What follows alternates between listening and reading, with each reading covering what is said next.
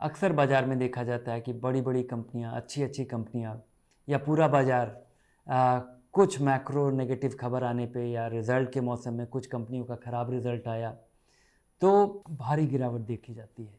और वैसी स्थिति में निवेशक काफ़ी चिंतित हो जाता है कि ये आपने जिस कंपनी का शेयर खरीदा है, काफ़ी देखभाल के खरीदा था, पुरानी कंपनी है, बड़ी कंपनी है और उसके बावजूद इस तरह से धराशायी हो जाती है।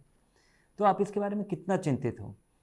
तो चिंतित होना चाहिए, एक बार देख लेना चाहिए ऐसे मौके पे, क्योंकि अभी हाल-फिलहाल देखा गया था कि बड़ी-बड़ी कंपनियों के अच्छी मजबूत स्ट्रॉन्ग कंपनीज़ के शेयर में 5-7% की एक दिन में गिरावट। तो आप ये चिंतित होना बनता है और उस लेकिन चिंतित होकर के आप अपना पैसा निकालिए मत।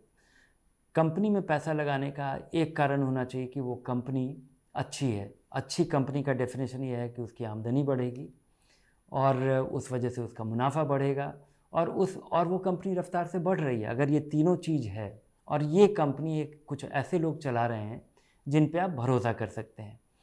अगर ये 3-4 चीज़ है, तो आपको निश्चिंत रहना चाहिए। और कभी-कभी अच्छी कंपनियों में भी इस तरह का उतार-चढ़ाव देखा जाता है कि कंपनी की अर्निंग्स व उतनी नहीं बढ़ी जितनी की उम्मीद थी। उस रफ़्तार से मुनाफ़ा नहीं बढ़ा जैसा कि उम्मीद था। उस रफ़्तार से वृद्धि नहीं हुई जैसा कि जैसा सोचा जा रहा था। इस वजह से भी कई बार यहाँ पे गिरावट देखी जाती है, लेकिन आपको चिंतित नहीं होना चाहिए, इसको ऑब्जेक्टिवली देखना चाहिए कि क्या ये कंपनी के लिए एक ऐसा कॉन्टेक्स्ट बना है जिस वजह से अगर आज इस कंपनी के शेयर को आप खरीदने चलें, तो क्या इतना बदलाव हुआ है कि आप इसको नहीं खरीदेंगे या अगर आपके पास है तो आप बेच देंगे? अगर ऐसा नहीं होता है तो अधिकतर निवेशकों को जो कि कंपनी को एक फंडामेंटल उसके उसके इन आधार ये जो आधार है, उसके अर्निंग्स ग्रोथ के आधार पे जब निवेशक अपने किसी कंपनी का शेयर खरीदता है, तो जब तक उसमें कोई भारी बदलाव नहीं आ जाए, तब तक वो नहीं बेचना चाहिए। और केवल बाज़ार का रुख देख कर के आप किसी कंपनी का शेयर नहीं बेच सकते। तो जब भी कभी ऐसा मौका आए, तो वो ही जाकर के दोबारा 3-4 सवाल देखिए कि क्या कंपनी का कारोबार बढ़ रहा है? क्या कंपनी का मुनाफ़ा बढ़ रहा है? क्या कंपनी ग्रो कर रही है? और अगर ऐसा है और क्या कंपनी के लोग उसके कंपनी का मैनेजमेंट वैसे ही चला रहा है जैसे आपकी उम्मीद थी? क्या कि कंपनी के बारे में कोई ऐसा नेगेटिव न्यूज़ आया है जो कि आपका विश्वास उसमें से उठाता है? तब ज़रूर चिंतित हो। अगर ऐसी स्थिति नहीं है, तो इसके बारे में बहुत चिंतित नहीं होना चाहिए। मैं आपको एक उदाहरण दूँगा। एचडीएफसी बैंक जो कि एक बेहतरीन बैंक रहा है, 1990 के शुरुआत में इस बैंक की शुरुआत हुई थी और देखते-देखते ये देश का दूसरा सबसे बड़ा बैंक बन गया है।